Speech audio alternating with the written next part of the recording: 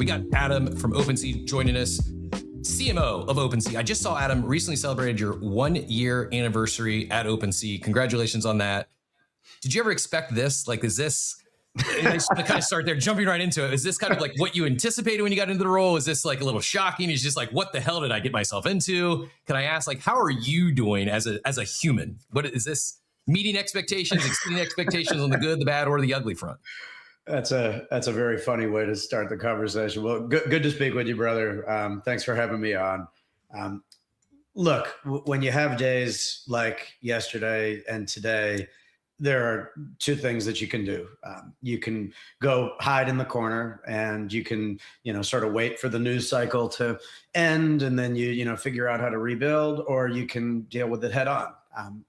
When I came on board at OpenSea a year ago, wide-eyed, bushy-tailed, wanted to change the world. I said that one of my goals was to be transparent and communicative. And I am not always able to share everything that I want to at any given moment. And there are a lot of business reasons for that. But in situations like this, where I do have an opportunity to speak to what went on head on, I'm more than happy to do it. And I recognize that some people are disappointed by the news that we shared yesterday. Hopefully I can give a little bit more color, context to some of that. On the question that you asked me, how am I doing as a human? Look, at the end of the day, is it my favorite thing to have all of crypto Twitter, upset and disappointed and, yelling at me? Of course it's not. I would always prefer that we are doing things that delight our customers and where we're able to underpromise and overdeliver. And I think that we have had a lot of those opportunities. This is unfortunately not one of them. At least it doesn't feel that way inside of the moment. As a human, look, I am still very excited about what OpenSea is building. And I came on board at OpenSea because I wanted to have an opportunity to move the space forward and change the way that crypto is adopted at scale. And, a lot of people, know this about me, but, I've had professional success well before I joined OpenSea. And I was actually semi-retired before I took this gig to run marketing for OpenSea. And so there are definitely days where I look back and I say, man, like I used to, golf 3-4 times a week, and instead of spending 80 hours a week on this and having all the crypto Twitter yell at me. But at the same time, the reason that I'm here is that I deeply, deeply believe in digital ownership and the power of blockchain and what it is that OpenSea is building and working towards. And I think a lot of people still view OpenSea as an NFT marketplace, and that's how they even maybe still use OpenSea. We aspire for so much more. And the thing that got me so excited to join OpenSea a year ago was hearing Devin's vision for what OpenSea could evolve into if we play our cards right and if we invest deeply into the product. And, when I see a lot of the reactions that people are now having for, OpenSea Mobile, and, we've brought hundreds of people on in a handheld way to, test out that product. And when they can bring, all of their wallets and all of their assets across 25 blockchains together into one single portfolioed view, and, they can buy anything with anything, and all the complexity is completely abstracted away to the point where you can, double click Apple Pay to bring fiat and onboard people into crypto, and you can buy NFTs and trade tokens and swap major crypto. And you can do all of this in a way that, from my perspective, is significantly easier than anybody has ever made it before this. That's what excites me. And I know that a lot of people are really excited for the token. And a lot of people are, of course, disappointed by the news that the token is delayed. We wake up every day thinking about the token at OpenSea as a component of our larger strategy, but it's a component of that larger strategy. Mm-hmm. And so, look, I I didn't come here to just try to sugarcoat things. And so, I don't want to appear tone deaf and, jump up on a soapbox and talk about all the product things that I'm really excited about, even though that I am. I know that people want to get to the heart of the token delay and some of the decisions that were made. And I'm here to answer as many questions as I can and be as transparent as possible when answering those questions. And my hope is that people at least see that we are showing up to take responsibility for the decisions that are being made. And the other point that I really want to get across more than anything is that we have never shared information at OpenSea, and I definitely have never shared information personally that wasn't 100% based on what we were intending to do in that moment at that time with the information that we had. And, I know yesterday, and, look, some of it's for engagement farming. Some people might actually feel this way, but, you see people taking screenshots of things that I might have said 8 or 9 months ago or 4 or 5 months ago.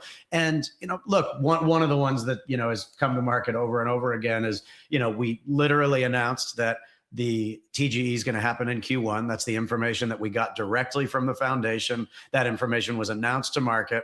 And then somebody replied and said, I don't think it's going to happen in Q1, April at the earliest. And then I responded back, April's not Q1. 2 days after I was given information that the TGE is going to happen in Q1. Like, I didn't say that to create back and forth or the engagement farm.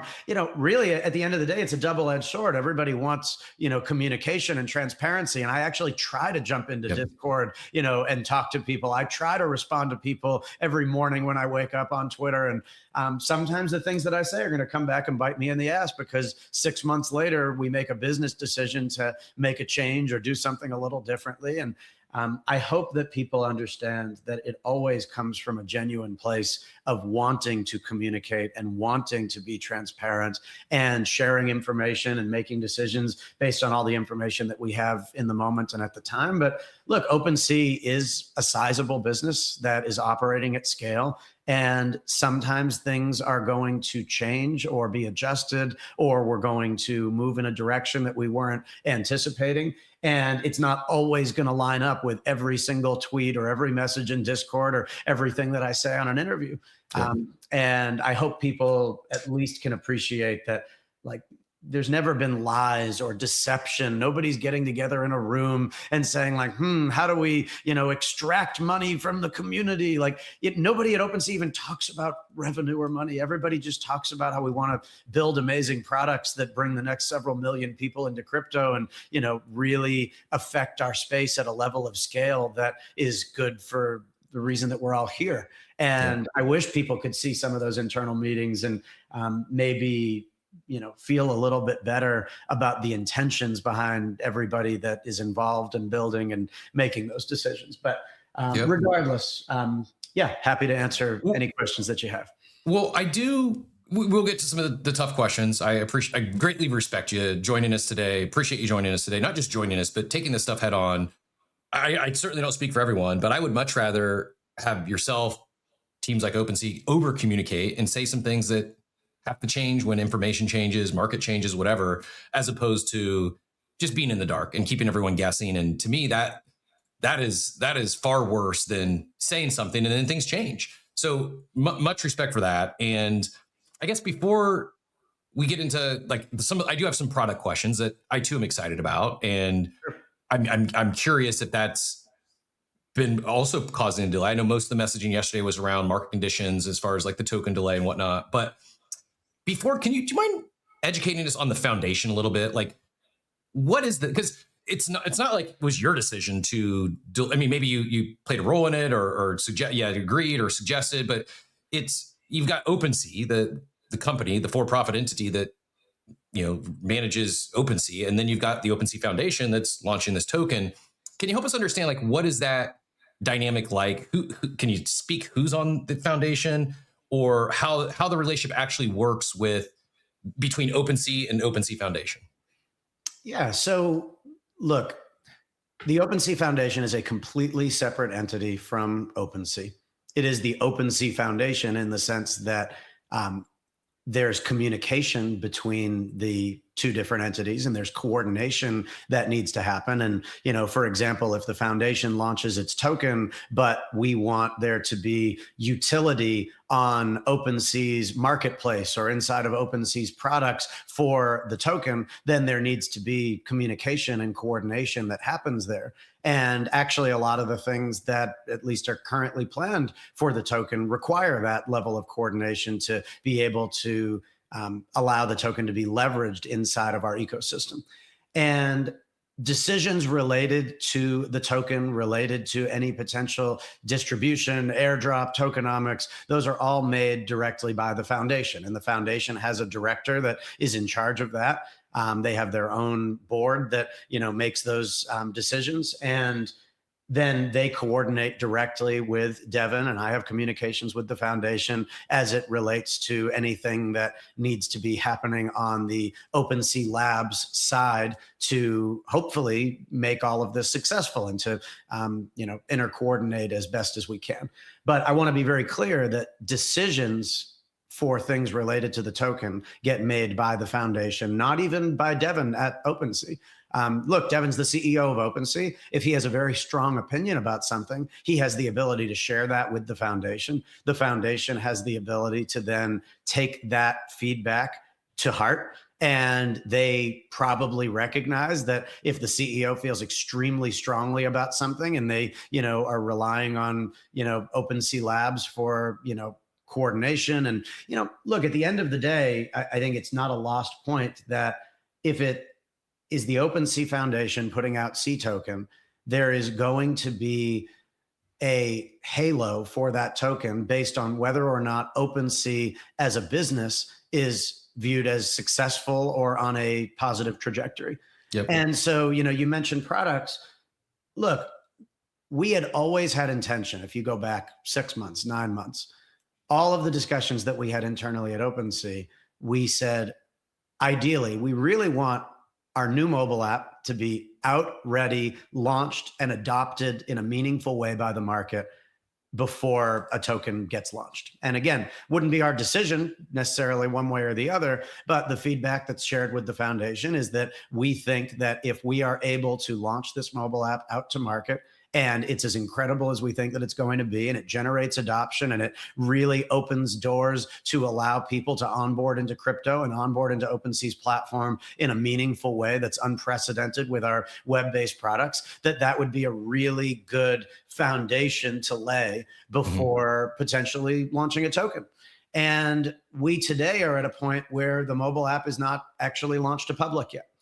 We have a strategy at OpenSea where we want to shift perception that we are no longer just an NFT marketplace. We are one of the best places to trade anything on chain.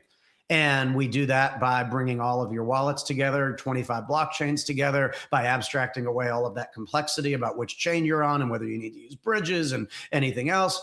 And we also are bringing in new ways for you to engage on chain outside of NFTs. And so you can trade major crypto, you can trade meme coins and tokens. We have Perps that, hundreds of people are now testing out on Hyperliquid. We have several other pillars that are planned for being able to come into OpenSea, and no matter what it is you want to do on chain, that you can do that in one place in a really easy and seamless way. But for example, that third pillar, Perps on Hyperliquid, isn't even launched out to market yet. And not even the beta testers, or does the beta testers are? Beta testers are using it, and beta testers love it. There are hundreds of people that are using it. But like mobile, it's not out to market yet. I've seen nothing but overwhelmingly positive feedback on the mobile app and the Perps product from those beta testers on the timeline. And I guess so, not quite ready, not live to public yet. Would like to have those live before the token. I'm not going to try to strong arm you in to get a date from the TGE. I don't expect one unless you want to give us a date range or something. But do we have maybe an adjusted ETA on when mobile app might go live, when the Perps product might go live to the public? Yeah, it's a great question. So let me take one quick step back and share something first, and then I'll get into that. We made a very deliberate decision months ago that the old OpenSea probably would have released the mobile app 6 months ago. And we would have released it, and it wouldn't have been particularly feature rich, and it would have probably had some bugs and problems, and it would have, had a couple cool things related to it, but it wouldn't have been this magical experience that warrants the level of feedback that you're seeing on the timeline every day.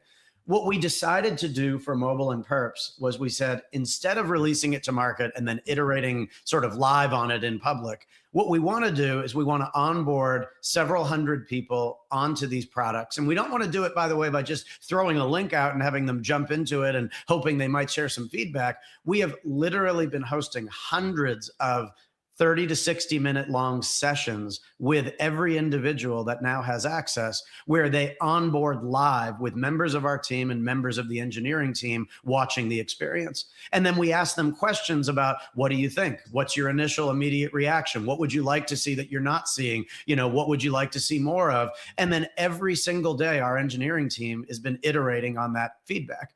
And our goal was that we want to make sure that with these products in particular, for the mobile app, which we think is going to be the gateway for how the majority of people actually interact with OpenSea on a move forward basis, and for Perps, which is one of the new pillars in this trade anything on chain strategy for OpenSea, we want to make sure that these products are not just ready to release to market, but that they are truly impressive to the point where anybody that uses it says, wow, this is way better than anything else that I've had to date. This is way better than my expectations for what I thought I was going to get when I tried out this product.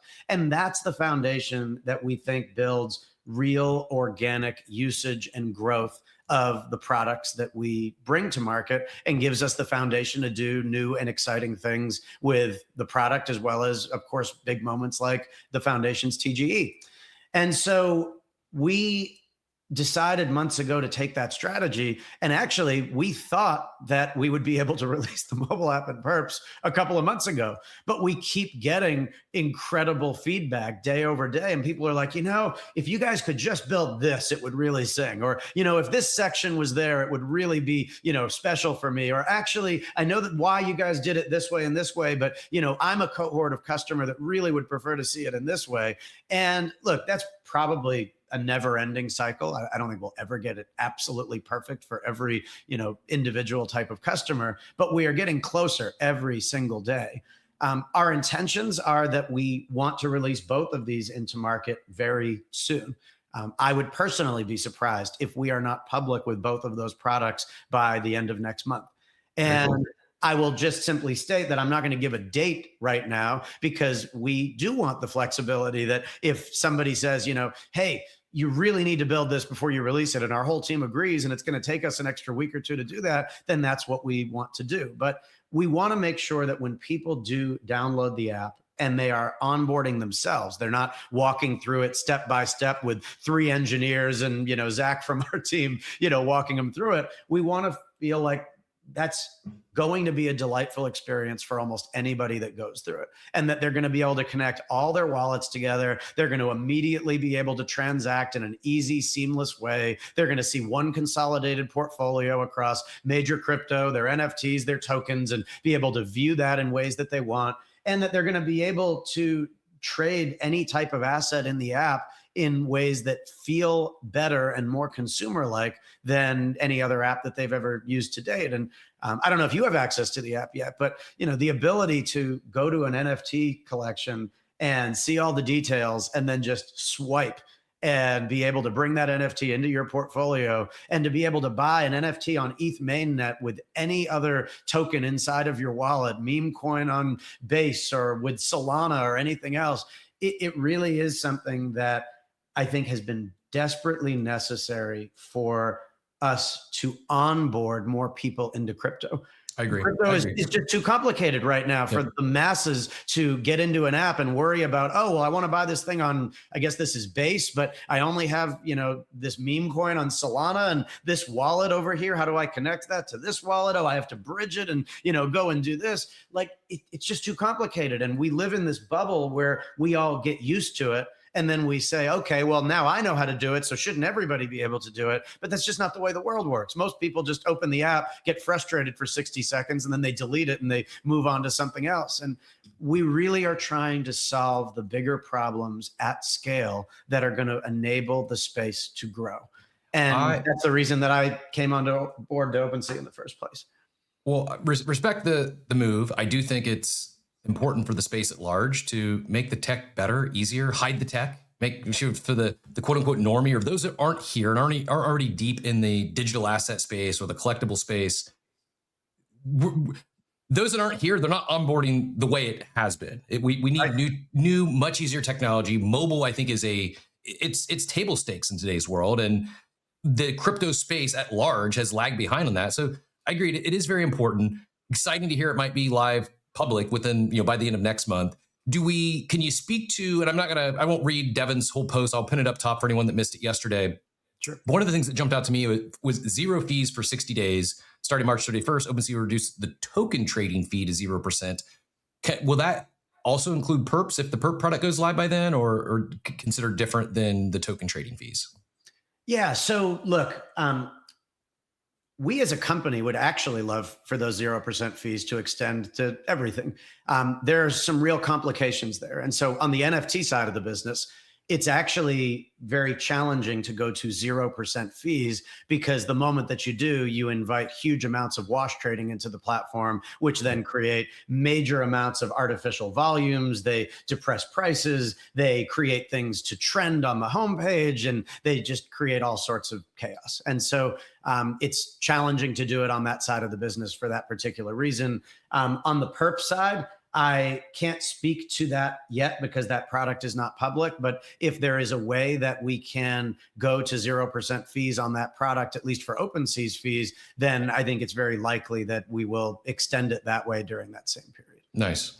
Two other, I guess, kind of related product questions before we get into the C questions that most people are here for today, and might get like if we were doing the hot wing challenge, might get increasingly a little bit hotter as we near the 10 o'clock hour. But product related, any update on when we might see Solana NFTs or Ordinals? Is that on the roadmap? I don't know if that's been shared. Or is that something that is coming? Or I know it's been speculated, especially after a competitor wound down support of at least one of those. But yeah, can you speak to potentially Solana NFTs or Ordinals?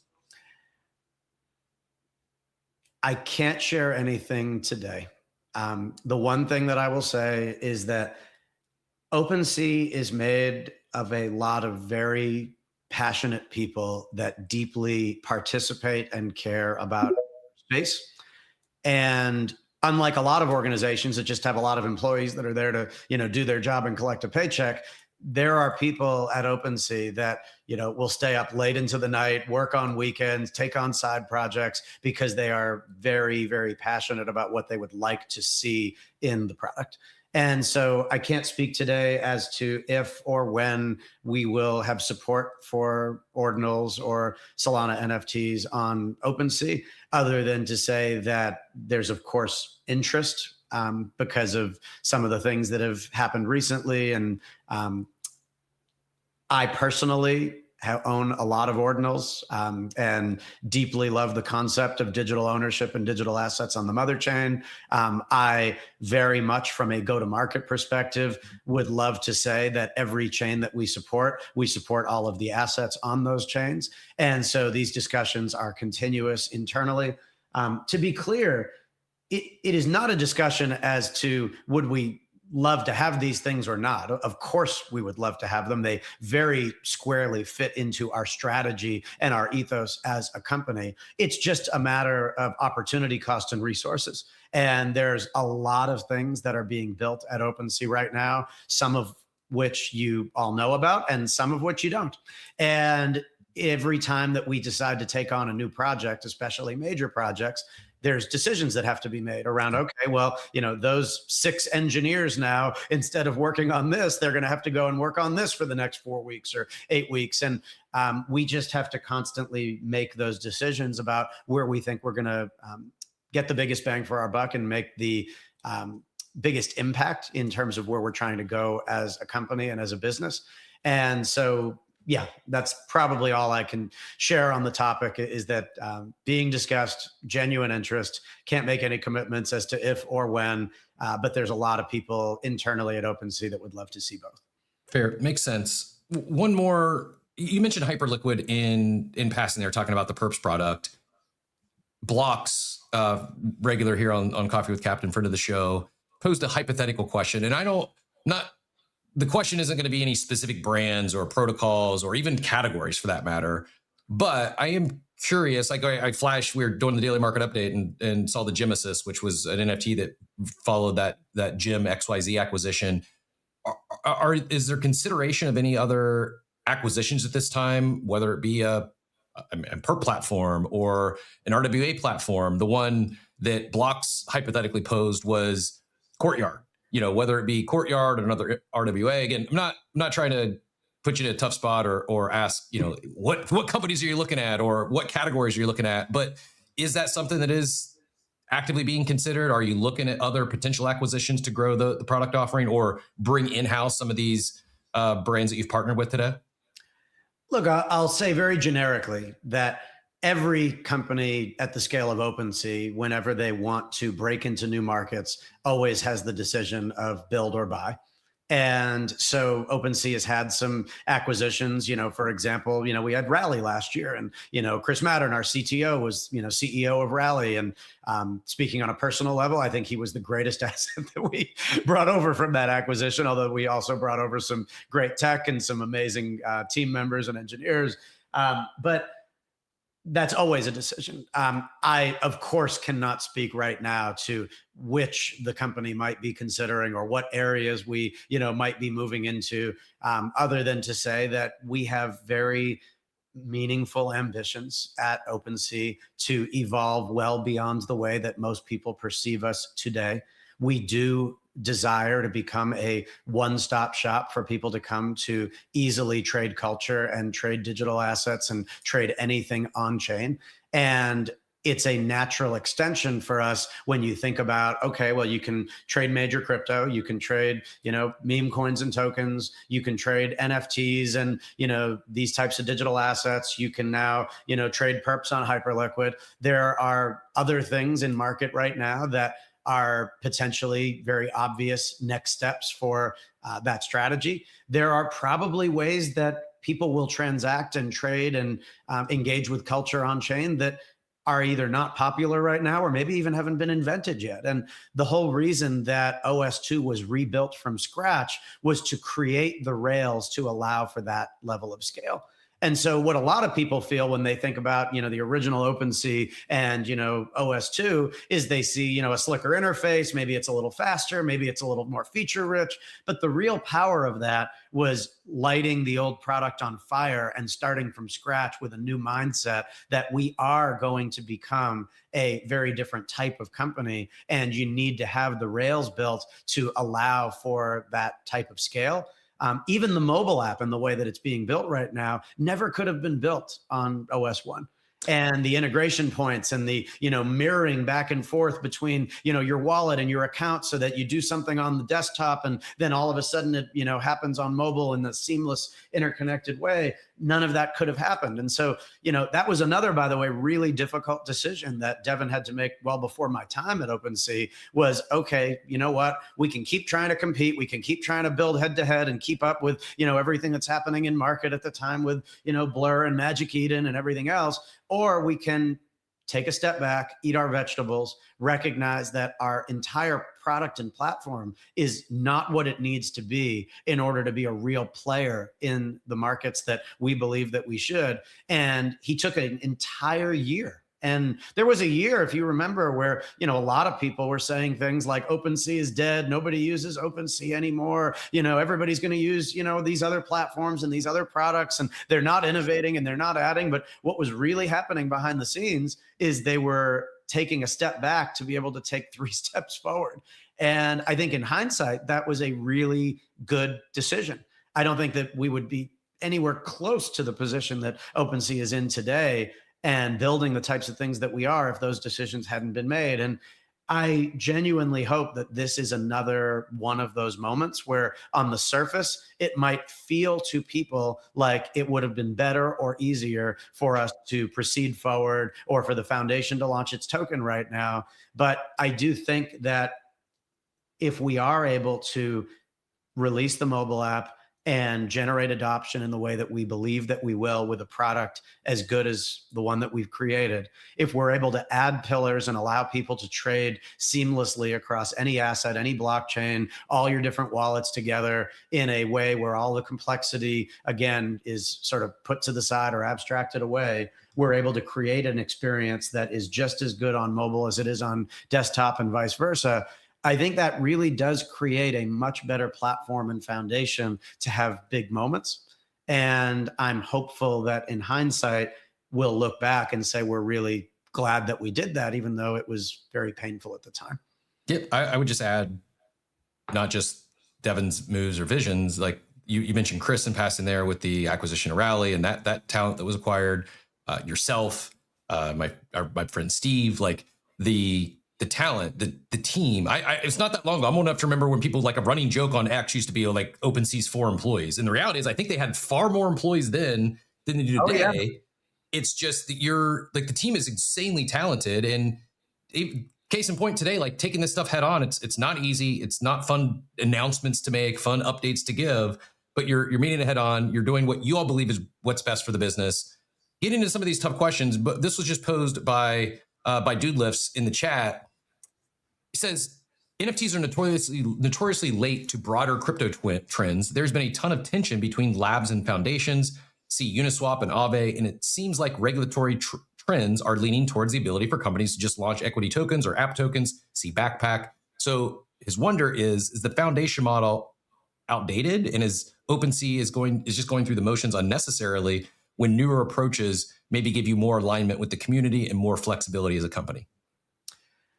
Yeah, I'll be candid. I don't really think I can comment on this. I am not a lawyer. I am not deeply read up on all of the, regulatory and, what's possible as a U.S. company under, new guidance. I know enough to be dangerous. I pay attention. I, read a lot. I talk to our own, legal counsel at OpenSea. But I'm not an expert enough to comment on whether or not a US-based company like OpenSea could successfully launch a token that would accomplish, what we ideally would love to see accomplished with a token like C. And so the current model is that this is the foundation's token. I don't believe that that is changing. I think it's set up in a way that hopefully can be very successful when the foundation does decide to share a new time frame and launch it.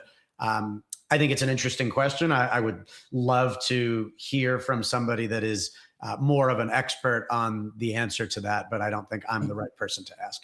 And with that, I know it's ultimately when is the foundation's call. The challenging question that you probably can't answer exactly, but maybe if you were to put a percentage chance on it, is TG going to happen? Is there a chance that they decide we're not launching a token? Is that even in the cards at all? Like, scale 1 to 100, 100 being yes, it's absolutely going to happen. What percentage would you say that there is going to be a token launch, let's say in 2026? So look, there is never once, not one moment in the year that I've been at OpenSea has anybody questioned whether or not are we going to have a token. And so I really can't say anything other than that. This is not my decision. And so, look, if it was completely my decision, I would tell you 100% certainty the foundation will launch its token, and it will launch it at a time when it can be really made successful. It's not my decision to make. It's the foundation's decision as to how, if, when to launch the token. And Devin is able to provide feedback to them. I'm able to provide feedback to them. And so, yeah, all I can say at this moment is that there is full 100% intention by the foundation to launch this token.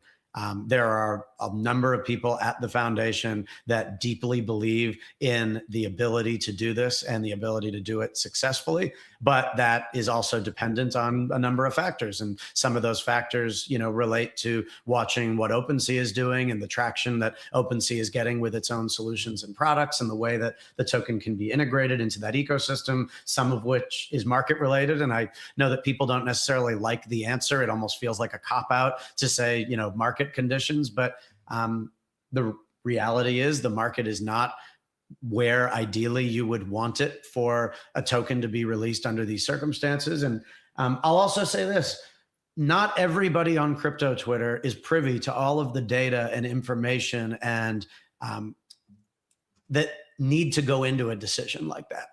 And so I can't share that information. I'm not legally allowed to share a lot of that information, but I will simply say that OpenSea's token is not just like a pump.fun token launch where, you type the name of the ticker and the supply and you click enter.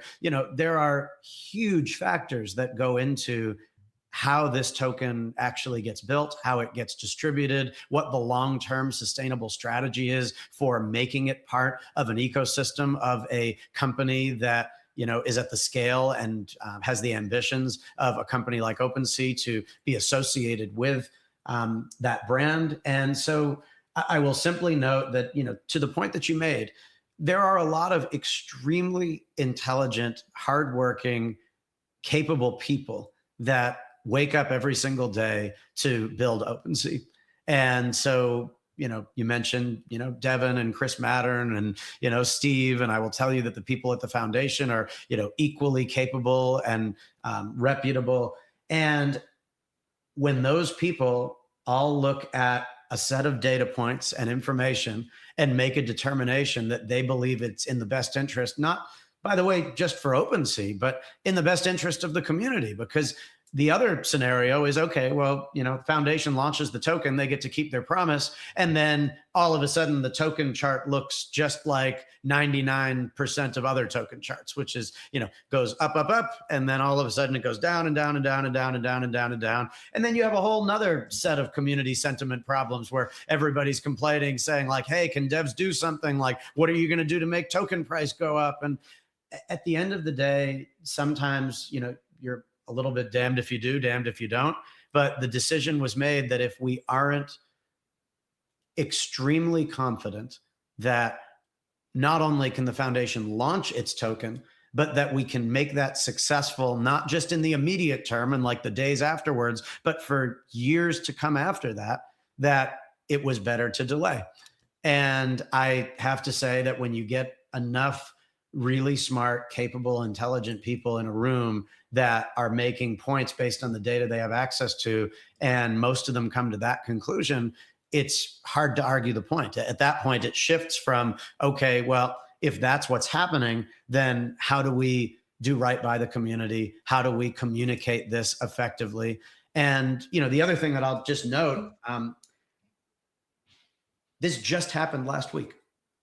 Like, we had a event scheduled for March 30th. And I even went on interviews, as recently as like 2 weeks ago, where I was recorded saying like, man, wait until March 30th. Do we have some things to share with you guys? And we were planning on sharing a lot of really awesome stuff at that event. And by the way, we had scripts written for that event. We had all the slides, we had all the animations, we had all the marketing around it. We had met with our PR firm about, who we were going to give exclusive interviews to, preempt some of that content. We were recording. I mean, I go on and on and on. There has been months and months of preparation that have gone into the foundation's TGE and making this announcement.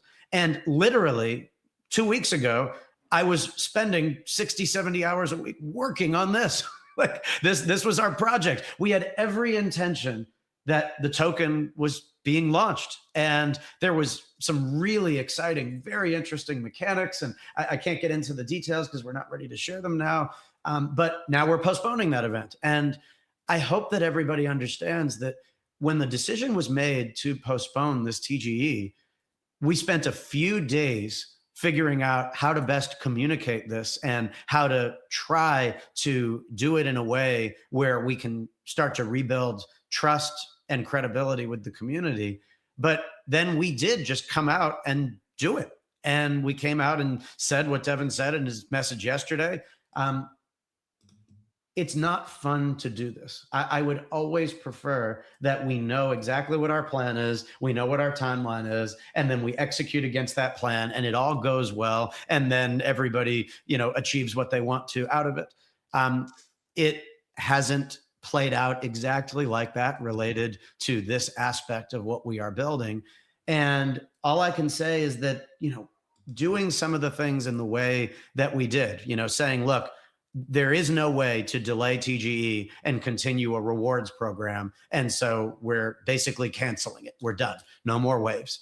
Being able to say that, look, from when we said it's happening in Q1, we gave you information that we believed at the time you could rely on. It turns out that you couldn't. And so if you participated on OpenSea and traded on our platform in any of the waves after we made that announcement for Q1, which covers really the last 4.5 months or so, but the last 4 waves of the program, then we're going to give you an optional ability to get all of your fees back. And combined with what you got out of your treasure chests, you're going to probably, in most cases, even be plus EV on the trading you did on OpenSea. And by the way, you got to basically trade for free during that entire time frame. And making sure people understand that if they do keep their treasures, or if they have treasures from previous waves, that they are going to be honored, that the foundation is going to still meaningfully consider those at TGE. And then most importantly, to say, look, we are going to be releasing these products into market that we've put our blood, sweat, and tears into, tens of thousands of hours into building and onboarding and collecting feedback, things that we believe will move our entire space forward in a meaningful way. And we're going to drop the fees down to 0% because we want you, even if you're frustrated with OpenSea, even if your mindset is, fuck those guys. They said they were going to TGE and then they didn't in the time frame that they said they would. We still want you to go and try the mobile app. We still want you to go and try the Perps product because we really believe that we've created things that are better than anything else that exists out there and are going to hopefully be the premise for millions of new people to be onboarded into the space that we know and love and participate in every single day. And I know it's not perfect. I know that there are maybe other things that I've seen people suggesting on the timeline that maybe we could have done differently or structured differently, but these were the decisions that were made. And, in this optional fee refund, we're putting close to $12 million into a pool to, refund back to users. That is not an insignificant amount of money, no matter how you slice it. And I am very respectful and actually kind of proud of, Devin and the company to be in a situation where we say, you know what, we didn't live up to our end of the bargain. We said that we were going to TGE in this time frame, and then we're making the decision to push it out. And the people that relied on that information, we need to give them an opportunity to say, either I want to hold on to my treasures and I believe in what they're doing and what they're building, and I want to participate in TGE when it comes, or you know what, let's go back in time and kind of give you an opportunity to, spend your fees differently or invest differently. And so that's where we're at. I think I picked up what you're laying down there as to the why refunding fees from waves 3 through 6 and not 1 to 2. But it was one of the most common questions I saw yesterday after this announcement was why not refunding, or why not give the options for those that were in wave 1 and 2 to also get refunds? Do you mind, are you able to answer that directly? Why exclude waves 1 and 2 from the optional? The decision that was made very simply was based on exactly what I just said, which is that we had never given a time frame for TGE until we did. And the moment that we did, that was the line in the sand as far as, many at OpenSea are concerned, that's the promise that was broken. That's the commitment that was broken. And so when we said it's going to happen in this particular time frame, we gave people information that we believe that they should have been able to rely upon. Turns out that we made a different decision. That's on the foundation. That's on, not the community to have that decision get made on their behalf.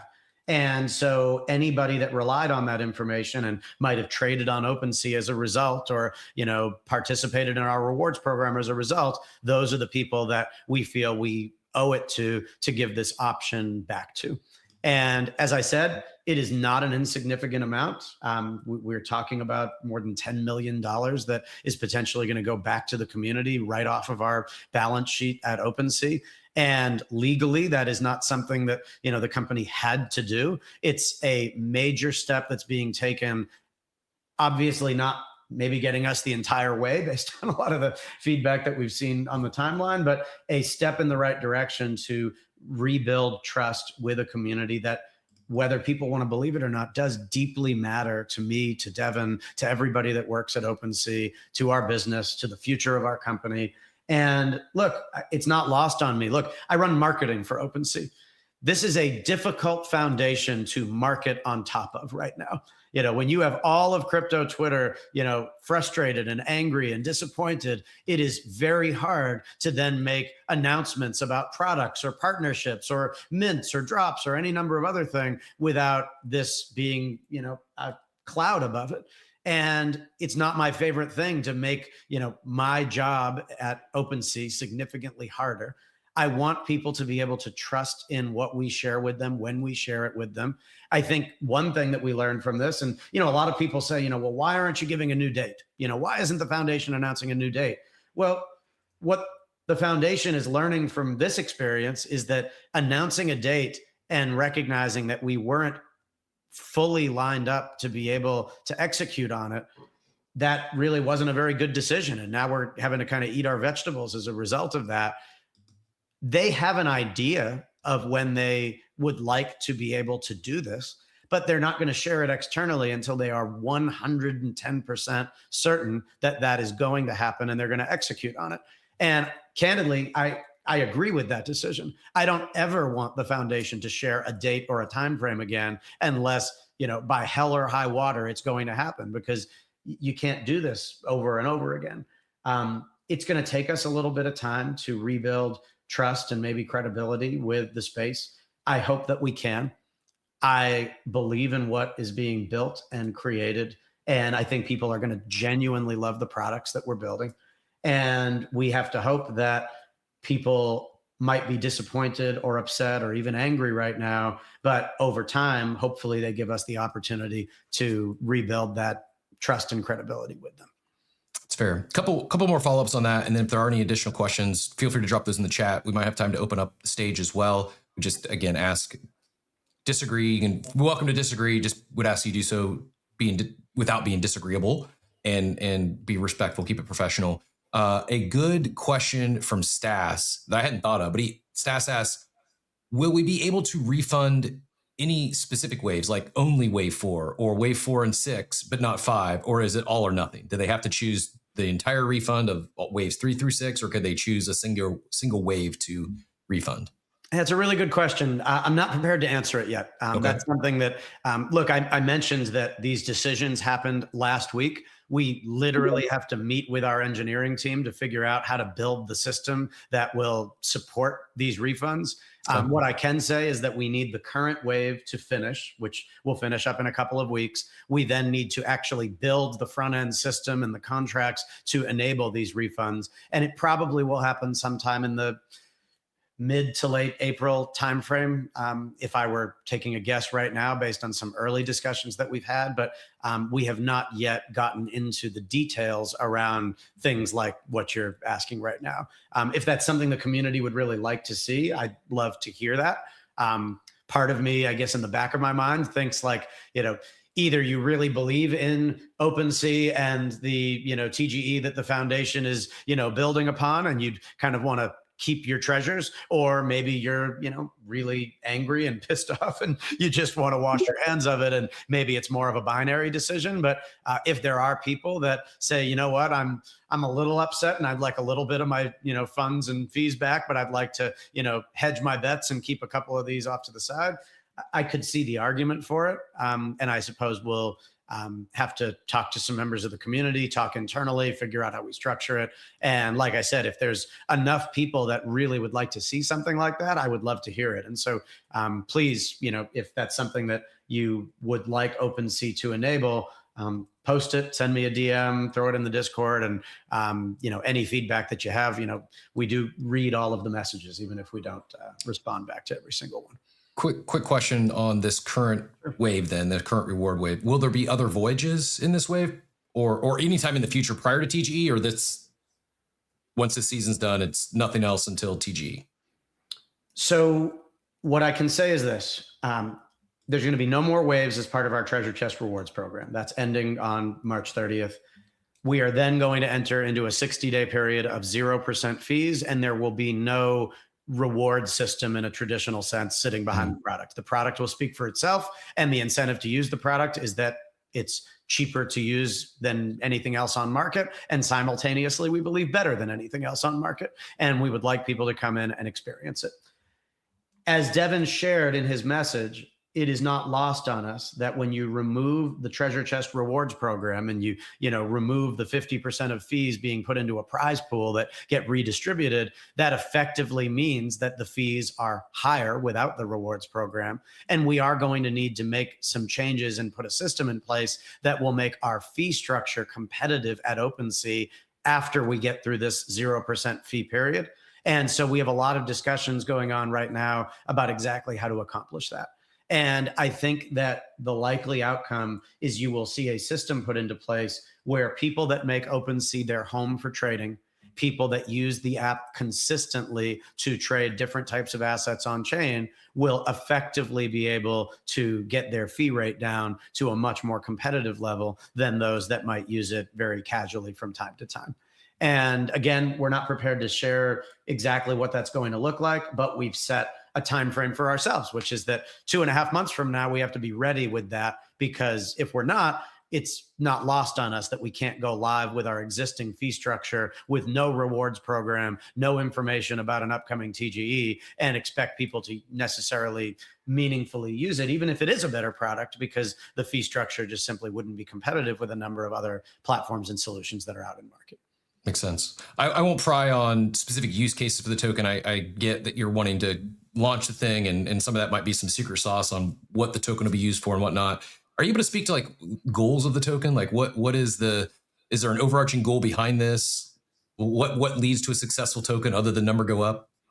Yeah. I have to be a little careful in the way that Understood. I talk about this, in the sense that I can't share more than I'm allowed to share. And I wish that I could. Like, I wish I could show you all the presentation that was planned for March 30th. And I think you'd all be really impressed with what the foundation has been cooking. But what I'll say is this. The intention has never been for C to be a meme coin, to just be launched and forgotten, and the entire utility of the token to be what you can sell it for at any given moment. The intention has always been for it to be a meaningful part of OpenSea's platform ecosystem, and for there to be reasons to hold it and to use it. And that's something that has always been taken very seriously and very deeply in all of the planning for the token on the foundation side, as well as integrating the token in on the OpenSea Lab side. And so I am excited about when C comes, whenever that is, what it will enable for OpenSea as a company and as a business, and for me as a marketer. And I think the market will really appreciate the really interesting ways that we have thought through the implementation of C on the foundation side and on the Labs Co side. That's all I think I'm comfortable saying at this point. Fair. Otherwise, I risk probably crossing into territory where I'm going to have a totally get it. No, I totally get it. Calendar later. Appreciate the answer. Appreciate you being here, and I totally understand. Totally get it. I still had to ask one more question, then we'll get to these hands. Appreciate LoKi. We'll go LoKi, Idiot, and Zard's on deck. But before we go to the hands, most main reason behind this delay, market conditions. The question is, if market conditions are the reason for delaying, what is the catalyst that OpenSea is requiring for a token to be, or the foundation's requiring for the token launch to be successful? That's only possible with improved market conditions. Are you looking at somehow pegged or defined by the direction of Bitcoin? Is it are market conditions less about token value and trending market, and more about crypto's overall lack of daily active users? Anything you could speak to on like what is a good market or good market conditions? More about price of Bitcoin or alts or daily active users? What can you speak to on that front? I would say that the discussions that have been had over the last week really focused on three major pillars. One of which is market conditions, which is very simply, this is not a great time to launch a token with the tokenomic structure of an OpenSea. And so, people have to recognize that, OpenSea's been around for 7 years. OpenSea has seen more than $40 billion of volume flow through the platform, millions and millions of wallets. And this is not just some random token that can be launched and, regardless of, where the FDV ends up, be viewed as wildly successful by the broader community. And so the market conditions do play into this, but it's less from the perspective of like, hey, we really want the token to be as highly priced as possible, when the thing launches. That's not what the foundation's thinking about. The foundation is thinking about, okay, well, if the token launches and we're distributing X% of supply at launch of this token and it's getting distributed in these ways to these types of users under these circumstances, is it going to be viewed as successful by the market and the community based on their expectations of what they need the token to look like and what they're expecting to receive? And at the end of the day, the market conditions are one aspect of this. The second aspect of it is something that I alluded to earlier, which is that our products, very simply, have not been released into market in the time frame that we wanted them to, and been really adopted in the way that we wanted them to in a pre-TGE sense. And that's something that we believe at OpenSea. It's of course up to the foundation how they want to take that into account or not. But I think the foundation does believe that if we have major products that are major catalysts for our business in market and that they're receiving a lot of positive attention from the market, that is broadly a good thing for the token. And then the last thing would be adoption of those products. And right now we have a lot of volume that's happening in token trading on OpenSea. But we do ask ourselves, how organic is that volume? Are they using OpenSea because they love the product, or are they using OpenSea because they want to, farm the rewards program, or because they want treasures, or because they're expecting TGE to come? And we think we have these catalyst moments where we have these products that we're really genuinely proud of and excited about, that we think are better than anything else that has ever existed before them for what it is that they are accomplishing. We want to get those into market. And then we want to see, are people willing to use those products, even if they're not being heavily incentivized to do so? And that is a really powerful foundation to build a business on top of. And of course, to have major moments like have the foundation decide to launch its token on top of and use it as an accelerant. And so I think all in all, the decision was made that it would be better for launching a token. And by the way, not just better for OpenSea, but better for the community, if OpenSea can get these incredible products to market, if we can drive a lot of people into them and generate adoption of those products, and then hopefully also simultaneously end up in a position where the market conditions are more conducive to a successful launch, and be in a position where we look back and say, it was probably better that we held off.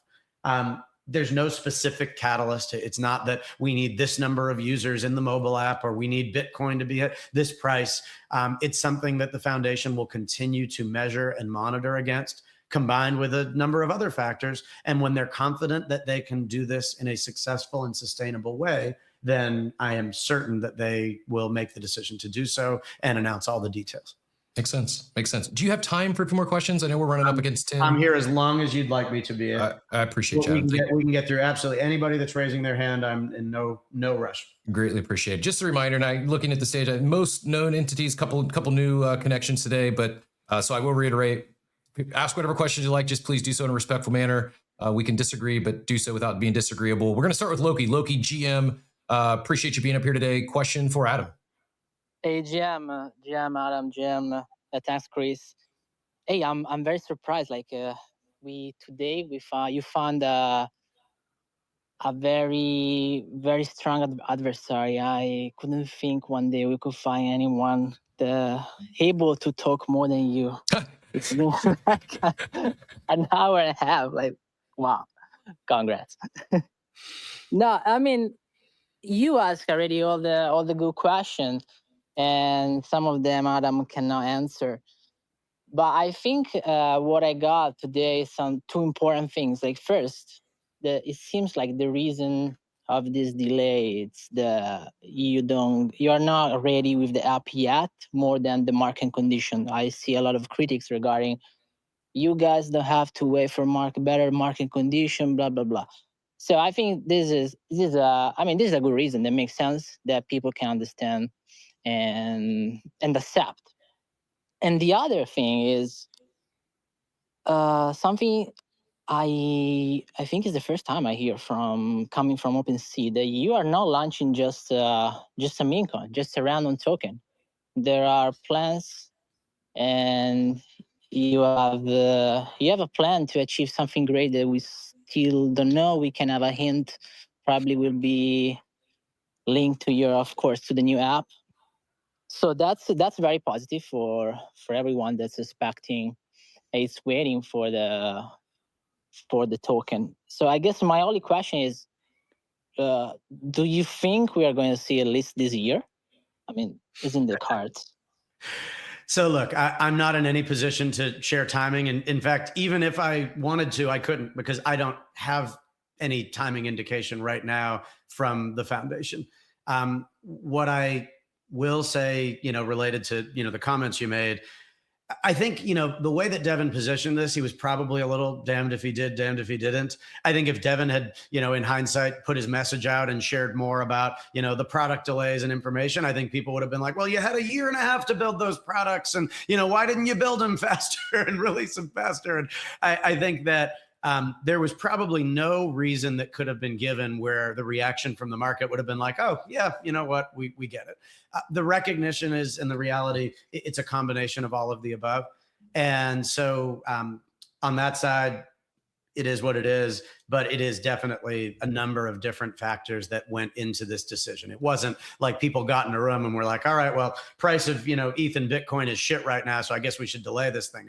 Like there was, I don't know, 20 hours of discussion across, conference room tables about, the pros and cons and what could be done. And if there were, different options, if we, could share a new time frame, that there was all sorts of stuff that was going back and forth.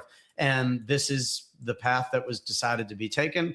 And like I said, I know the foundation will share a new time frame when it is confident that it can execute on that time frame. And look, of course they have in mind, what they think might be good new time frames for this, but we're just not at a point where they're ready to share it, and not even close to the point where they would be ready to commit to it, to a point where it might not change again. And I think that, as I said earlier, I personally, my desire is that the foundation should never share another time frame unless they are extremely confident that they are going to achieve it. And I would actually prefer that they don't do that far in advance. I don't really want the foundation personally to say, hey, it's going to be here in 5.5 months. Like, I would much rather that we just build behind the scenes, get it ready, and then at the point that it's ready to launch and we're ready to do it, then we are able to do it over a much shorter time frame. Again, that's not my decision. And so I can give my feedback, I can share my advice, but right now, I think conceptually everybody understands that this situation that we ended up in over the last 24 hours is really fucking painful.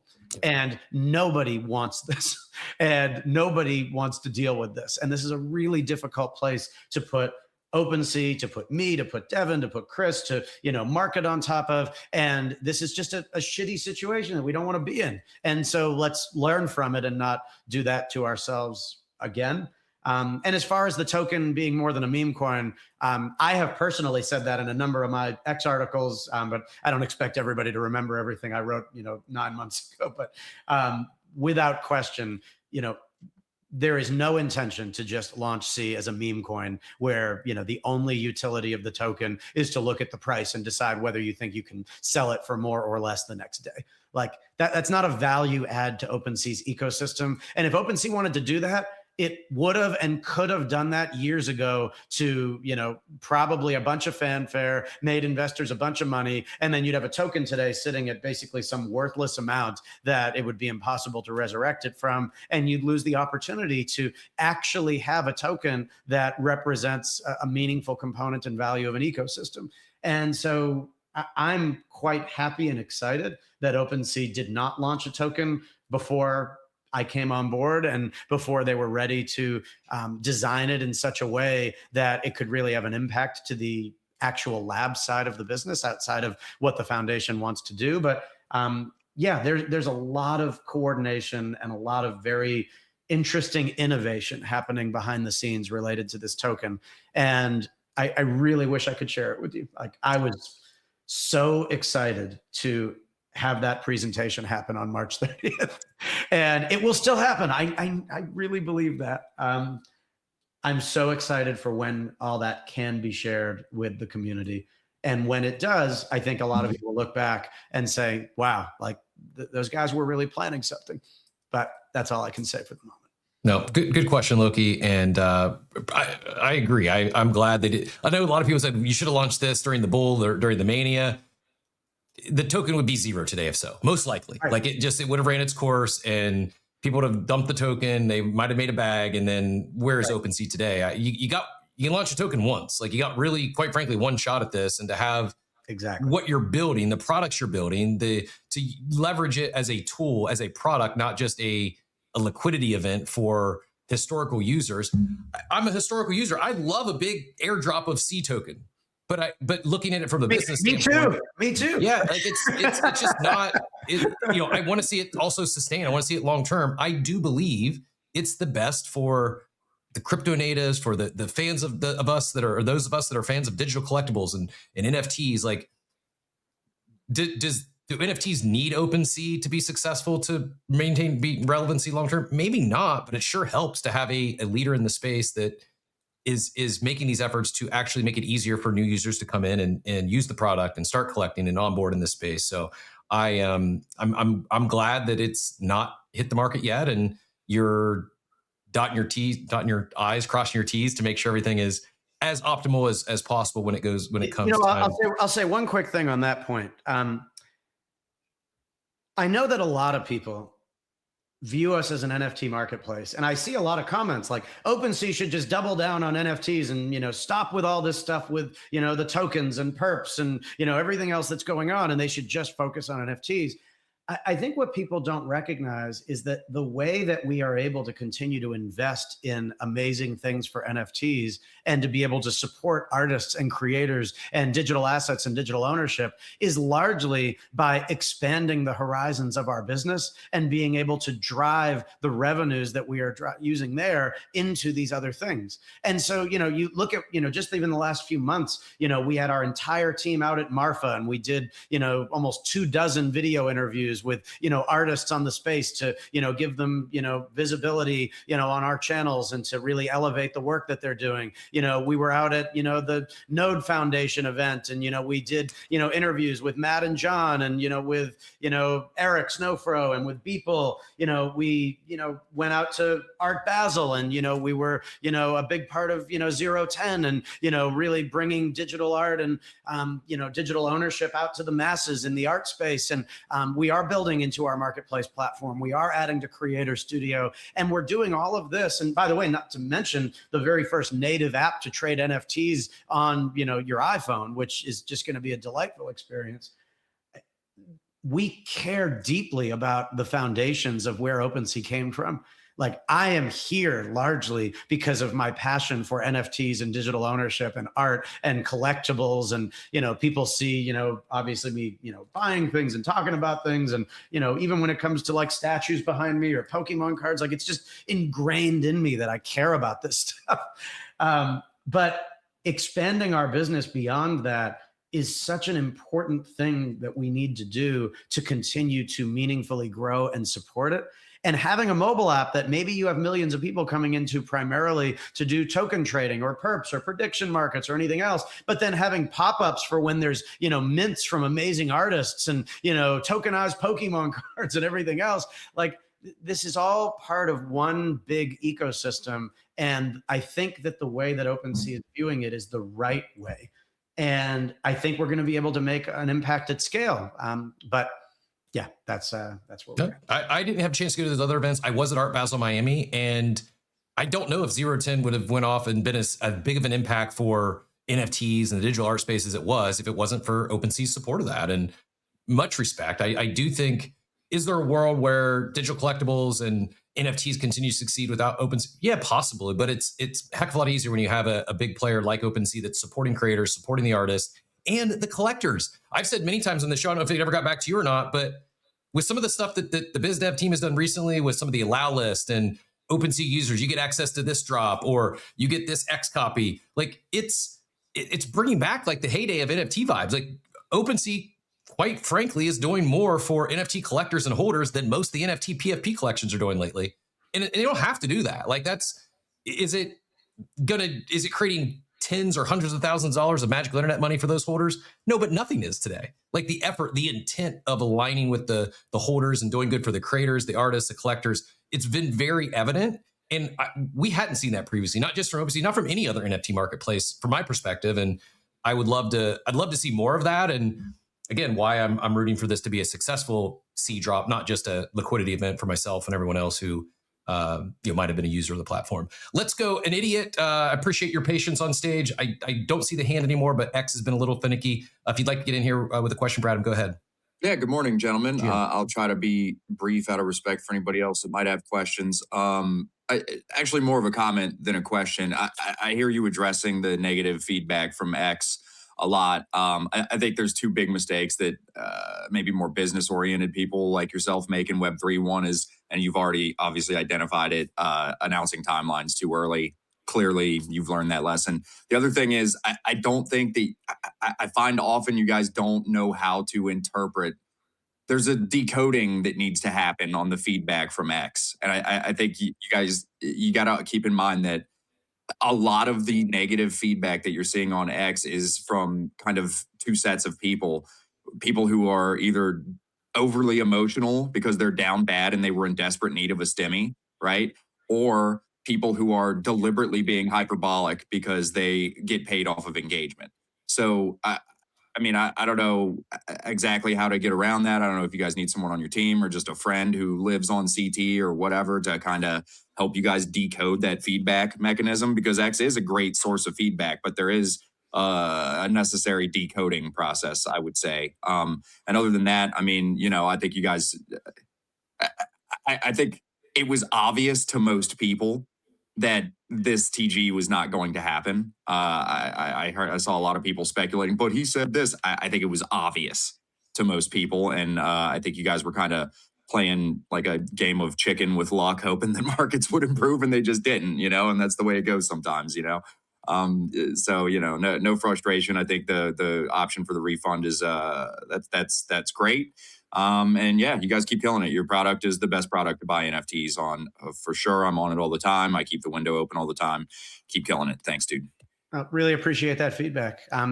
Look, of course I agree with you. I know that some of what happens, there was actually someone about a month ago, and they were ranting like really negatively about something related to OpenSea. And Devin, our CEO, reached out to them via DM, and he's like, would you be willing to chat? Like, I'd love to hear more about your perspective on this. And they actually said, oh, actually, I'm not nearly as negative on this as it appeared on the timeline. I really was just engagement farming, but let me give you some feedback. And, we were laughing about that internally, that sometimes you do have these moments where you have to interpret a little bit about, what people are doing and saying because of that.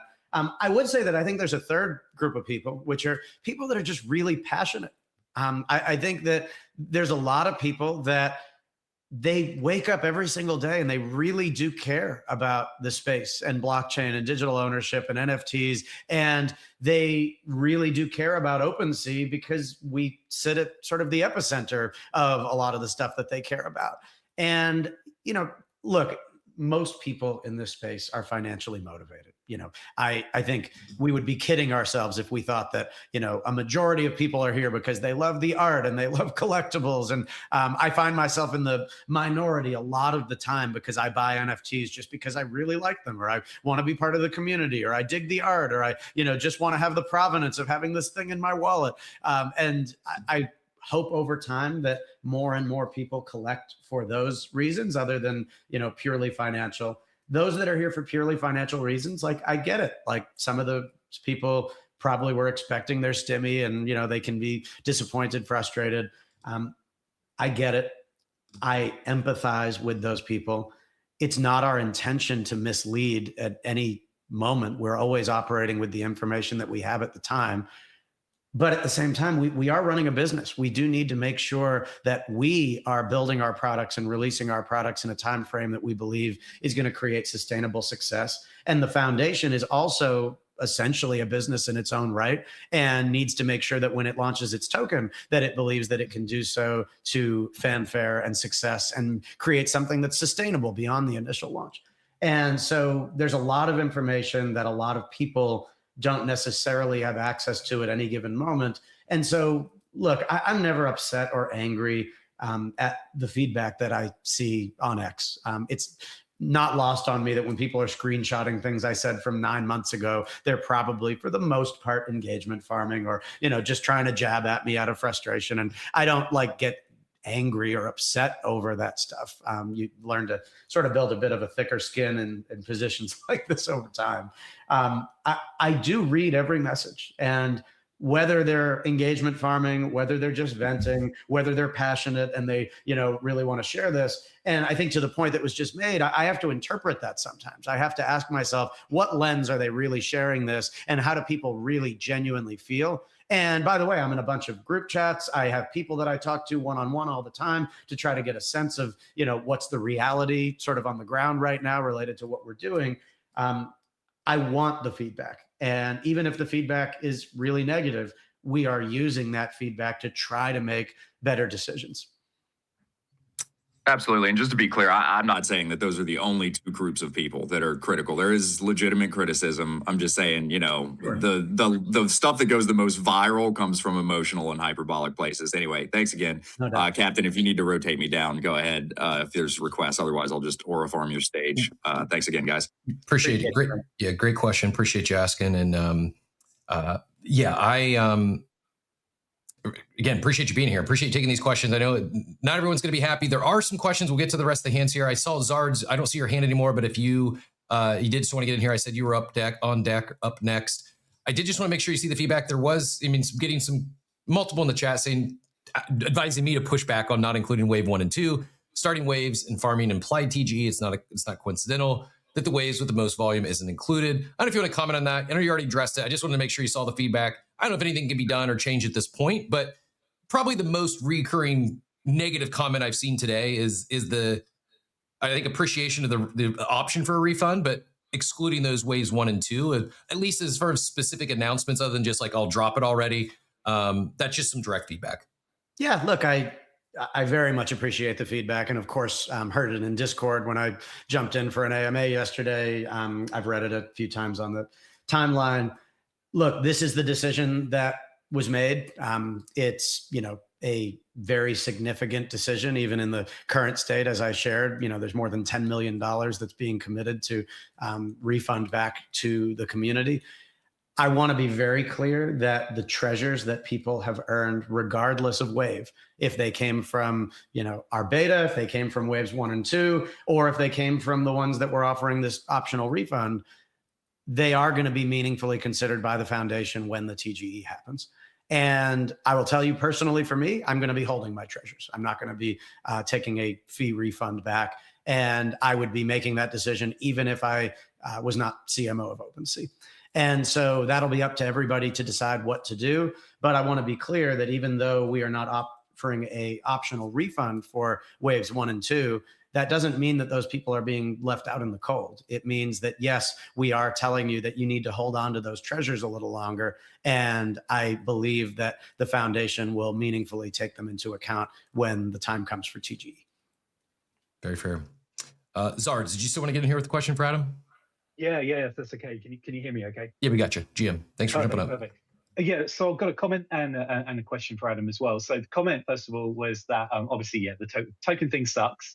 But how many times have we been in the space where we've seen, bodies release a token and then it just kind of dumps just because they want to rush it out there? So I think obviously this is long-term going to be the best decision. I think that you guys reacted well in the sense of stopping the farming. I think that's a good idea for now. I also think that offering a make good in the fact that you'll offer a refund, and the fact that I think you said there was about 12 million sort of queued up for that. I think that's an awesome job. I think the other thing as well here that maybe some people aren't aware of is just quite like the fielding of questions that you've had on the timeline and also on the Discord. You've had a lot of negativity from people, and I think for anyone having to deal with that, I know it comes with the job. I'm just saying, I think for you to have dealt with some of those comments, you're a braver man than I. I mean, it must be hard. It must be hard. But I think the fact that, going back to your point as well, Adam, where you said about you read every single message, I can actually vouch for that because I've had my criticisms about OpenSea over the years. I mean, I joined you guys in 2021. I've been a huge fan of the platform, and I do feel like it kind of lost its way for a couple of years. But I genuinely think towards the back end of last year, I started to see a real change. And when you put out a tweet saying about, I listened to feedback, I actually put that theory to the test, and I sent you a DM, and you actually replied to it. And I think that the most important thing that you can have as a marketplace is the feeling from a creator or a user that they're actually listened to. So I think if people feel that they're being listened to, it's an incredibly important thing. So just want to say kudos to you for that. Now the question that I had, just to sort of sidestep slightly, because I know Chris asked this question about Ordinals earlier. With the closing of Magic Eden, obviously there's a whole community, for example, on 8chain that are looking for a new, the new marketplace. And obviously OpenSea is our default and everyone wants to go there. Is there going to be any possibility that there's going to be some better visibility for some of those chains that have essentially been dropped and ignored? Because obviously we'd love to have a new home on OpenSea and really feel like this is the default marketplace for everyone to come to and for a community to really sort of thrive. Yeah, so look, we support 25 chains on OpenSea. We support thousands and thousands of projects. Obviously, every project wants to be up on the homepage. Everybody wants to be featured and talked about and have their IP incorporated into videos. And so there is no way that we can solve that problem for everybody. What we can do is meaningfully consider any projects or blockchains that are really doing a lot of interesting things and generating attention. And then we can help to hopefully amplify that if we think that there's something to do there. We have an entire business development organization that sits underneath marketing at OpenSea that works with hundreds of projects and blockchains and partners at any given time and tries to find ways that we can work together to make 1 + 1 = 3 and to try to deliver value to the community, value to OpenSea users, value to their users, visibility through things that we're doing. And then, hopefully you've seen, and many have seen over the last 6 months or so, that we've put a huge amount of investment and energy into our creative content. And so you see these videos that we're putting out with, have dozens of different IP, interacting and, showcasing announcements and things like that. And we're trying to rotate new things in and out of those to provide that level of visibility. It's very important to me that OpenSea consistently feels culturally aligned and relevant with those that are building and actively doing interesting and meaningful things inside of our space. And so I don't remember our DM conversation one-on-one exactly, but I think I made an introduction to our business development org. And I would say that the best path is to start having discussions with them and get them excited about what you all are building, and then figure out from there if there's ways that we might be able to support or assist in any way that we can. And as far as specific chains go, look, that I agree with completely. You can go to OpenSea right now and you can sort of sort your homepage by chain, but when there's 25 different chains and most people are just viewing the entire whole, then everything on every chain is kind of competing with everything from every chain. And if you want something on 8chain to trend, then it's going to be competing with things from Base and ETH mainnet and Abstract and Solana and everything else. And so it's a matter of how do we make sure that we're partnering at the chain level, at the project level, and doing so in a way that's actually scalable and where we can support in a bi-directional way. Does that answer your question? Yeah, I think definitely that ability to sort of customize your homepage so it could just be chain specific. I think that is a huge potential for the future. I think because then you can sort of work everything around it. Obviously, include some more stats in there. I think would be really cool as well. And as a huge fan of like the other side as well, I'm really excited to see how that's going to sort of filter in more to OpenSea too, because I think even from the token level, there's a lot of potential to sort of really expand the fun of a token launch as well into something like the metaverse. So I think, something like the other side, for example, or even what Pudgies are doing, it's definitely worth exploring. But yeah, no, thank you so much for your time, Adam. I really appreciate it. Yeah, look, appreciate you. And I really encourage you, go to the homepage on OpenSea and just click on the ape chain logo in the top middle. And you're going to end up at OpenSea.io/discover chain ape chain. That is a copy paste link that anybody could treat as a homepage for ape chain. And that page has its own projects to discover. It has its own tokens to discover. It has its own featured section. It has its own trending. And that's something that also is making its way into the mobile experience. Obviously, we need to do a better job of working with each individual chain to keep that information exciting and up to date, and to be partnering with the right new things that are going on. And that's no insignificant effort when you have 25 different chains to be doing that with simultaneously. And so curation of the site is a factor, but I have a member of my team that is responsible for that. She is responsible for curation as one of her, pillars of her role as she wakes up every day on OpenSea. And it's something that if you have feedback on how we could do a better job, I would be all ears. Awesome. And I'd say the feedback across the board, like you may not get the answer you're looking for, but they're listening, they're taking in the feedback, and they're showing up, they're here. Like there's a lot of other, I wasn't going to name names, but Pump Fund's been teasing a token, promised a token forever. I don't see their leadership team coming on spaces and fielding tough questions. Like just at least hearing the feedback, giving answers that may not be what everyone wants to hear, but greatly respect showing up, taking it head on. And speaking of taking it head on, Chesus, question for Adam. If you're still with us, Chesus? Yeah, no, I'm here. Bro, you guys have covered so much today and answered so much stuff. Adam, thanks for doing that. I've tested everything that OpenSea's put out. I was OS2 tester, tested the new website we have now. I'm testing the wallet. Zach and the team are just absolutely smashing it. As soon as there is somebody reporting a problem, like I don't know what he's doing, but it's like immediately fixed. The one problem I had, I logged into my wallet. It showed my balance as like $1 billion one day. And I was like, hey, can we please keep this error and make it like into full effect? That was probably one of the wildest things that's happened, but he quickly, got that fixed.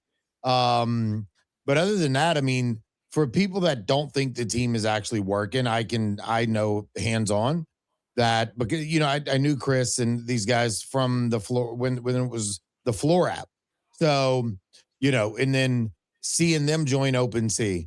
And then I was like happy and sad when I seen Adam join OpenSea, because like Adam was my NFT guru. He would post a project and then all of a sudden I was like, I'd buy it. And it was like, it was wild. I had some fun times. Superman was the last one, I think. But either way, like, I'm happy with the way things are going.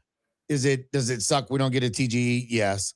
One of the questions that somebody had asked me, or it was a comment that was made last night, when we do get to the point of the redemption and we decide to redeem our treasures, are these treasures, there's a couple kind of sides of this question.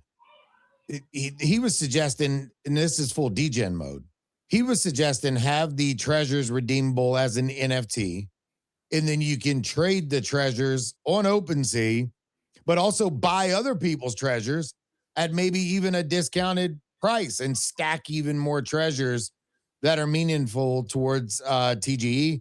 If we don't go that route, if our fees are past a certain dollar amount, is there going to be any like tax forms and things like that we have to do to recover these fees? So great questions. I saw that suggestion online. That is something actually we debated and discussed at the very entrance of this program 6-7 months ago. There are a variety of reasons we probably don't have time to get into today why we decided not to go that direction. But I will say it's extremely interesting and intriguing, and pretty well aligned with sort of our ethos of digital ownership. And at any rate, I don't think it's likely we will implement that, but I think it's an extremely fun and interesting suggestion, and something that I will put a little more thought into under our sort of new set of circumstances. As far as the refunds go, they are being treated as refunds of fees already paid. And so there should be no tax implications as a result. That's something that, of course, we're going to confirm with our finance team and the way that this all gets rolled out. I mentioned details soon, but as of right now, the information that I have is that no, there should not be implications on that side. Okay, cool. Well, the same guy who made that one comment just asked the question in the abstract chat, but I'll let Captain ask that. Sure. You see it?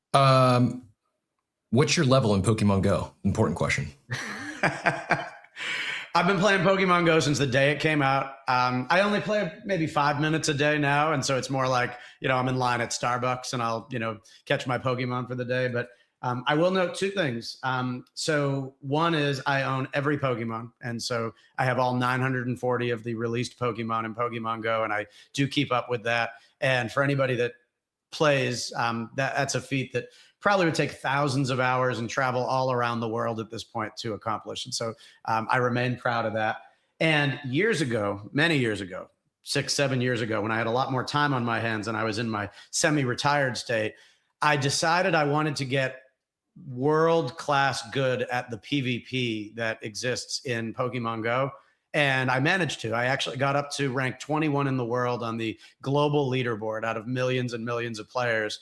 And I received a shiny Luchador Pikachu out of it that is one of the most rare in the game that is something that I'm still quite excited and proud to hold in my account. So yeah, that's Pokemon's one of my only real vices. And now that my kids are really into it, like my 6-year-old loves Pokemon Go. Like he'll ask me at like 6-7 o'clock at night, after I finish up, work for that day. And he'll be like, can we go in the car and like, go spin a bunch of Pokestops? I'm out of Pokeballs and like, I need to catch this. And it's really fun to see your kids get into the stuff that you're into. And, he's ripping packs now and, we get to do that together. And so very rewarding for me to be able to do that, especially at the end of a difficult day. A lot of love on the background, a lot of love on the Pokemon grinding from Zane, and that question came from Hans. Hans, a legend over there, longtime friend of the show here. Grace, we're going to go to you next, but since I invoked Hans's name, appreciate the Pingu tip over there on Abstract. Also, overdue, really appreciate. I got gifted a couple of genuine undead recently. This is not a. Please don't. You don't. No need to gift me NFTs whatsoever. But I at least wanted to shout out Hans for a couple of fire genuine undead. My first two, even so went as far as match me with a space ape here in the genuine undead world. And yeah, just greatly appreciate you. Greatly appreciate you tuning in every day, and thank you very much for the generosity. You are a legend. Grace, GM, did you still have a question for Adam? Yes. First, I would like to make a comment. Yeah, I pinned my article on the top. So I realized that for the OpenSea's Voyage campaign, there's a lot of new users. Some people, they are first-time buyers. They never buy NFT before, and they really love the platform because it's so easy to use, and they trade the NFT their first time. So they really are the new blood of the NFT market. So in my article, I also state NFT plays the critical, actually a milestone in crypto, the history of crypto, because the first time we owning digital arts. So also being a marketplace for NFT, I also think OpenSea plays as a milestone in history of crypto as well, because the golden time we all remember. Yeah, so let's make the NFT great again. That's mainly my research paper about NFT and OpenSea, because I think these two together place a milestone in the history of crypto. And anyway, I do have a quick question. The question is, I noticed in Cato, is there any incentive for writing articles? I noticed the OpenSea's name in Cato, but I'm not so sure. That's why I'm asking. So is there any incentive for the writers to post articles about OpenSea? That's my question. Thank you.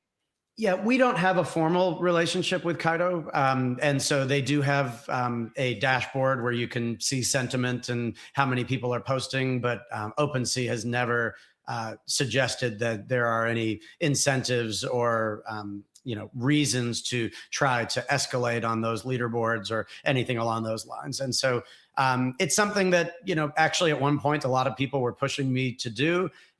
We decided against it because I actually think that to some extent, those programs have the ability to incentivize a lot of very inorganic engagement. I would love to find ways to create organic incentives for people to write about OpenSea and to talk about what we're doing and to share with their friends. And we have some ideas there related to referrals and the like that you'll likely see in the coming months. Again, not to say anything negative about Kaido. In fact, I look at those dashboards and leaderboards all the time, and I even pay attention to like my yaps and things like that. And so I just think that for us, as I mentioned earlier, one of the most important metrics for us moving forward is going to be making sure that people are using the product because they love the product and because they organically believe that it's the best product in the market to do their trading and to interact on chain.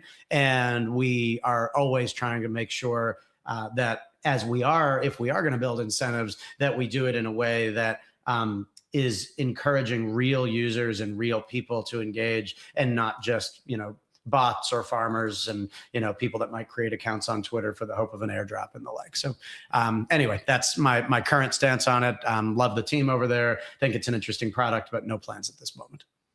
Excited to hear what you might. Thank you. Yes, Go sorry. Yes.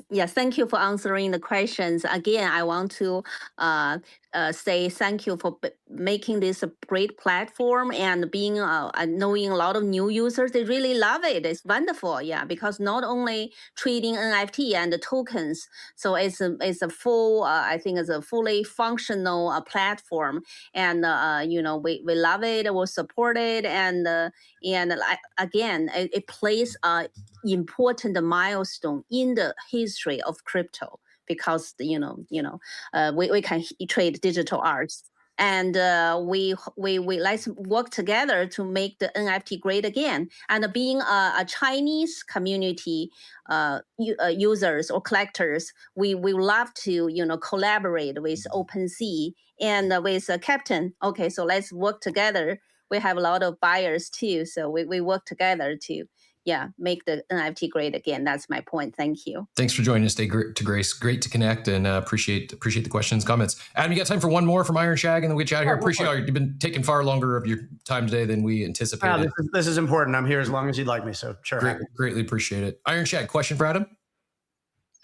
Yeah, I'll be as brief as possible to respect your time.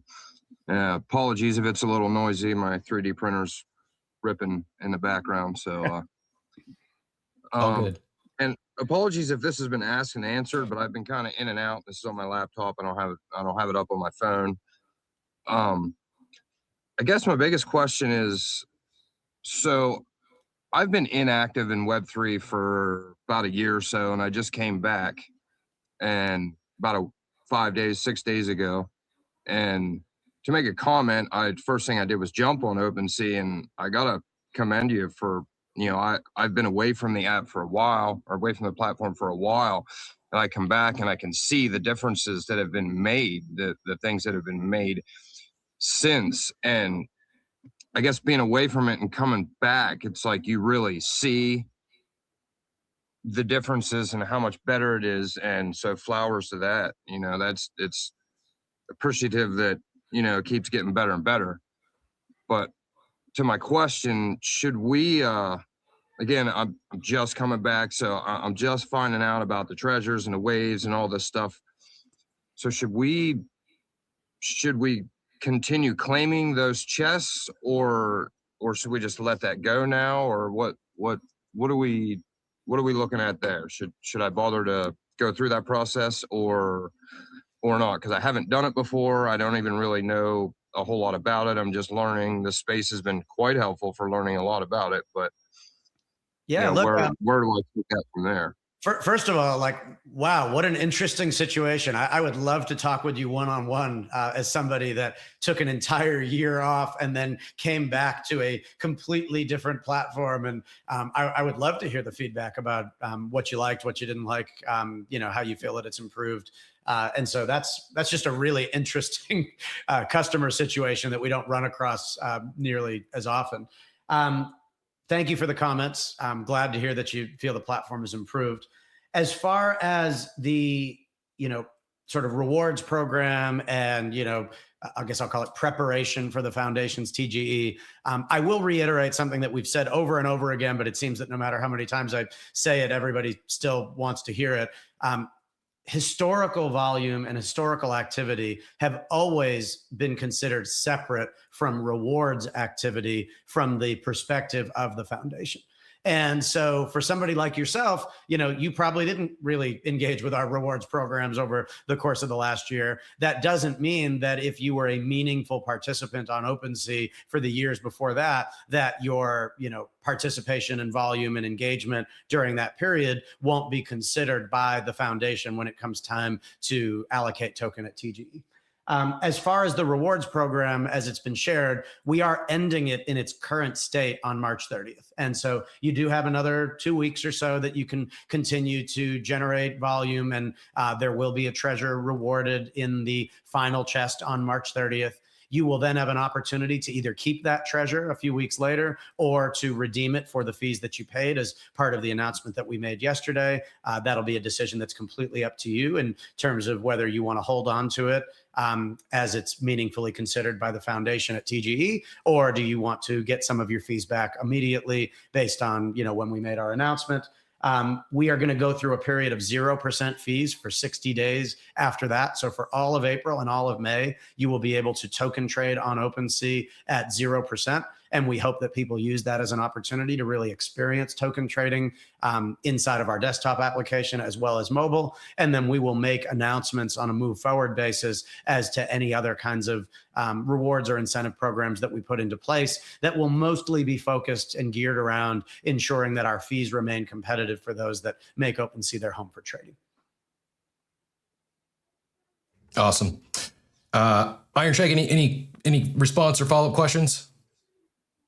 No, not much. That kind of takes care of it. I just, I still hold a Gemesis, so I guess I'll be claiming that and keeping that.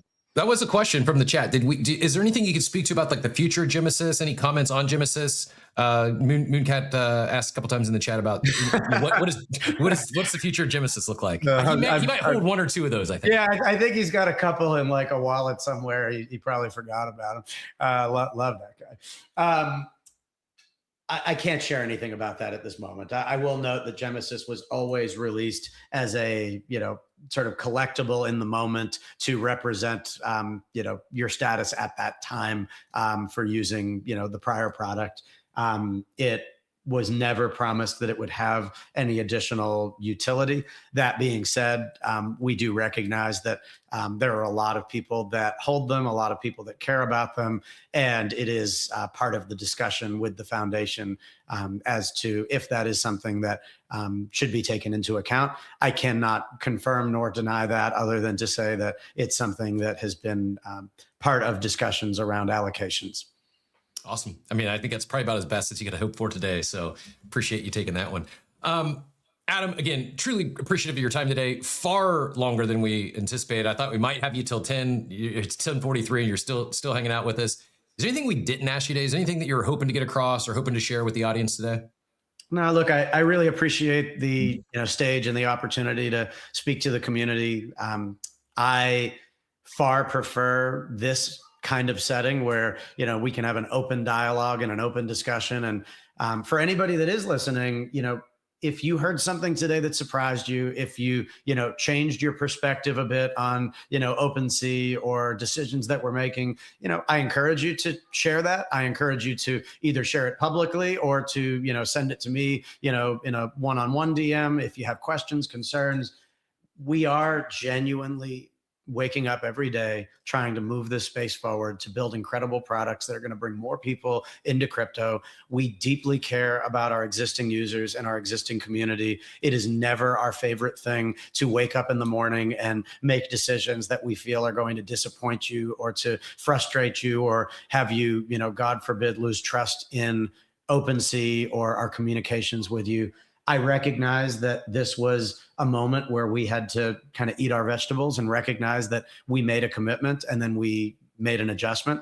And I do think that we've taken some really significant steps to try to do right by the community under those circumstances. We'll continue to try to do right by the community moving forward. The foundation, I'm confident, will announce a new timeline for TGE when it is ready and when it believes that they will be able to execute with a high degree of success and to create something that is genuinely sustainable and not just a meme coin to be released and forgotten. And I am happy to do more of these kind of discussions with the market. And so if there are, spaces, events, folks writing articles or otherwise, then, ping me and the team and we'll try to set something up. And I really appreciate the opportunity to just talk openly about everything that we're building and doing. And I hope that most people that are listening share some of the perspectives of the people that got up on stage, which, feels to me in this moment like, all right, kind of sucks that the token's not happening right now, but at least these guys are waking up with good intentions and are building towards a better future for digital ownership and crypto. And that's something that we are really genuinely excited about. And hopefully we'll get some of these new products into your hands soon. Respect. And I'll say, even for the ones that didn't get the answers they were hoping for, in particular, I mentioned, regarding like wave 1 and 2, why aren't those being refunded? They've even followed up and said, respect for answering the questions, for being here today. And it does mean a lot. We're very often very critical about crypto native teams and their communication or lack thereof. And no team's going to move perfectly. No one's going to make everyone happy.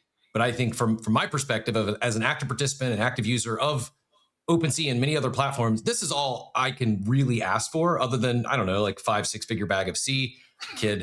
The only thing I can ask for is the communication, is give us updates, let us know. And also, I understand that it's not always your decision. There's this unique dynamic of labs and foundation, and you can't always, sometimes TGE, you just can't share things before they go TGE or a product launch. Like, sometimes you just got to keep stuff close to the vest, whether it be legal or otherwise. And appreciate you showing up today, answering everything you can, and taking this stuff head on. And I double down or echo on the ask to keep sending the feedback. If you're listening today and you got thoughts or questions or concerns, pass along to Adam, the rest of the team. Appreciate y'all getting up early and working to push the space forward. Not just getting up early. I know no information other than what was shared today, other than I did get a text from a team member at like 10:22 last night regarding like this interview today. And so it's up early, it's late nights. And I know from my interactions with yourself and other team members, the team cares very much, and that matters. You're not going to be perfect. It's very, very hard to make everyone happy here, but the team cares about crypto, about NFTs, digital collectibles, and really, I truly believe wanting to push the space forward. It's a tough spot you're in, and again, respect for showing up and taking it. I think a lot of these errors on behalf of the foundation, and great respect for that. It's a tough spot to be in, but I think OpenSea is very fortunate to have yourself and Chris and Steve and many others on the team that have done a lot of good. We got it from Iron Shag there, who checked out for about a year and just coming back. Tremendous changes, not just in the platform, but in the communication and the team, just a 180 from where it was 18 months ago, 12 months ago. Like it's been a very noticeable positive change. And that has me much more bullish on the C token today than I would have been 18 months ago. 18 months ago would have been an instant dump for me. And I would have said, thanks for whatever it was. Now it's like, there's very much so intent going into this and thought, and will it work? Who knows? But at least the intent and the effort is going into it, and certainly rooting for not just the C token, but OpenSea at large. I do think it would benefit the space at large for OpenSea to win on this one. So thanks again, Adam. Really appreciate you being here, and we'll let you get out of here. Again, I did not mean to take you this long, but appreciate your time. You're welcome back anytime you'd like to share any updates. Greatly appreciate you sharing with the Coffee with Captain audience today, and we'll certainly stay tuned. When you're ready I know you'll probably do your own announcement following when this thing does actually drop. But if you want to follow up on that, the stage is open invite. Really appreciate you, brother. Thanks so much for the opportunity, and thanks for everybody for listening. You got it.